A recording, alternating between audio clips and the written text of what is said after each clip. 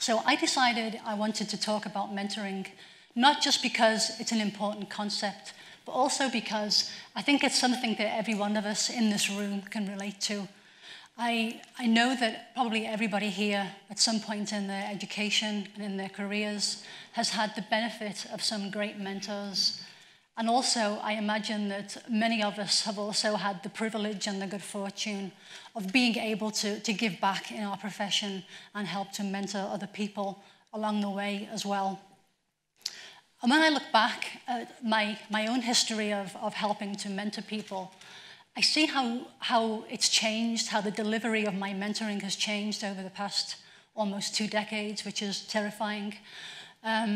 If I look back to my early years in academia back in the early 2000s, all of the mentoring that I did was in person. So students, residents would come and hang out with me in my office, and I'd do my best to help them.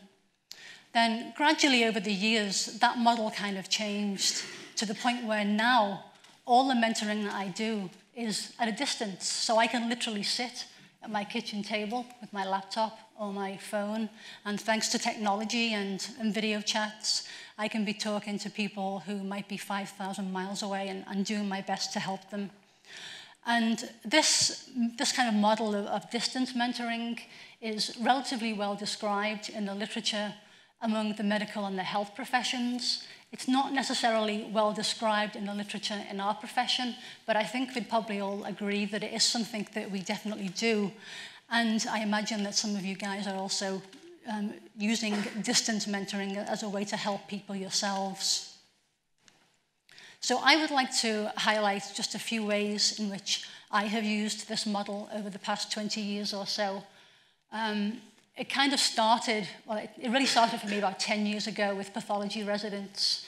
Back about 2008, 2009, I was working at Tufts Vet School, and I was part of a 3-man anatomic pathology team. I was the head of residency training there, and I was about to switch positions to move to a new academic post. Now, obviously, when we lose one person from a 3-man team in any area in which we work, you're really overburdening your colleagues when you leave them behind. So I said that I would do my best to be of some help to them from a distance while they were going through the long and laborious process of hiring a new 3rd pathologist. So I came up with this plan to help kind of reduce the training gap after I'd gone for a little while. And what I came up with was a kind of a 2-component plan. One part of the plan was relatively structured. So what I would do was every week I would put together a training session for our residents. Well, used to be our residents, they were then their residents. And I would put all these materials together on a PowerPoint and on a Word document, and I would email it to the residents every week, and the residents would get to work through it at their own leisure. I would also send them some sample answers so that they would be able to self-evaluate them as well. I also put together mock board exams for the residents, and I did this twice a year, so they had one every 6 months. And the unstructured part of the plan was basically me just being available to the residents by phone or by email if ever they needed some moral support. So I was still an extra pair of ears for them. And this actually worked out much better than I thought it was going to. I thought it was maybe a bit of a disaster at the time, but it worked out really well.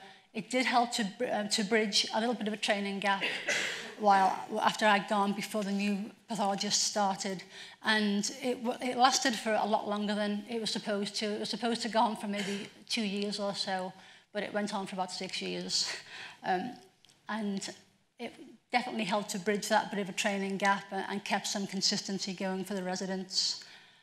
The second area where I've used distance mentoring has been in working with vet students and vets who have an interest in pathology and are thinking about making that switch into pathology as a career or building up their education during vet school to head towards pathology as a career. And most of my mentoring in this way takes place via video conferences and through email communications. And I can help these folk in a couple of different ways. One is via helping them with career development. So some of the things I can do include helping them to get them to network with the right people, get them access to the right resources they need to help fulfill their short-term career goals. Also, I like to kind of collaborate with them as much as I can. So if ever I have projects that I can get the students involved in so that they can get some co-authorship, I'll get them involved in that. I also like to do my best to help guide their careers along. So I can give them advice on things like choosing externships and choosing residency programs. And I can help them to get their CVs ready and their application forms as well. And in some cases, I'm able to help by being a referee if I get to know them well enough, because the video chat technology is pretty good. The final area where I use it is in working with researchers. And this has been through an outreach mentorship program, which is called Author Aid. And this is a great organization. What these guys are doing is producing a free global support network for researchers who are working in and living in low-income countries. And they're currently helping almost 20,000 researchers in these countries. Now, the main aim is for this program to try and reduce some of the barriers that these researchers face when it comes to trying to publish their work. So with these being folk who are in low-income countries, for the most part, they're people who don't speak English as a first language. So trying to address some of the barriers that they face. One of the main things is trying to help them get their publications ready get their manuscripts ready for publication. So most of the work involves helping them to do all the scientific writing, do the editing and the proofreading and those kinds of things to get the manuscripts publication ready. And they're doing a really great job in these countries. So I've only used distance mentoring in just these three ways, but I can already see that it obviously has a lot of great applications in our profession to help bridge gaps in formal training, to help bridge gaps on the lines of professional development, and also for outreach purposes too. And I'm also wondering about whether it might potentially have some applications to help us improve the much needed diversity efforts that we face in our profession, maybe by reaching out to some of the groups that are underrepresented in veterinary medicine. So on one end of the scale, I'm imagining vets Skyping in to schools, chatting with school children, for instance, telling them how great it is to be a vet, telling them all the different career pathways that we can take. And on the other end of the scale, I'm also imagining that it could be used as a tool to improve the quality of mentorship for our vet students and for our vets, whether they're in practice or in academia or in different specialty areas, helping them. Sometimes some people are looking for a mentor who basically is like them, comes from a similar kind of background, and I think this kind of distance tool is a great way to try and facilitate that. So what next with regard to distance mentoring? Well, certainly me, as my N=1, I'm just going to keep going with my distance mentoring. I'll also be presenting something at our ACVP annual conference. That's the American College of Veterinary Pathologists annual conference in a couple of months on distance mentoring for pathology. A couple of my student friends, I've been working with them to get abstracts ready for student posters, so we're waiting to see whether or not they have their posters accepted for a mentoring theme.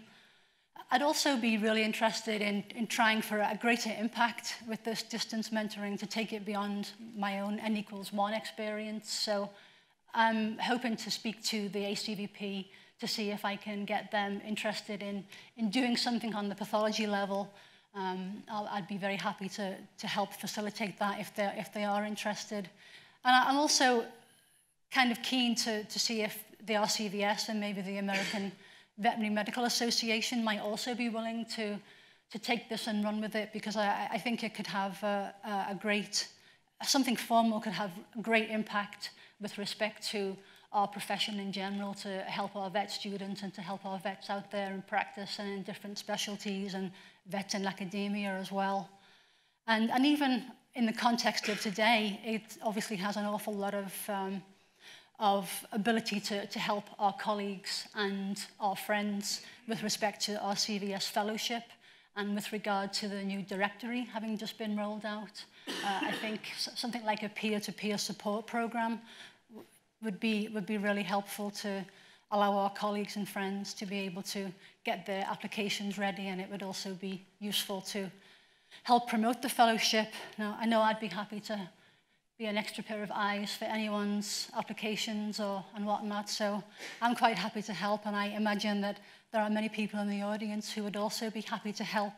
So now that I've volunteered us all, I'd like to roll my presentation to a close, and thank you all for listening.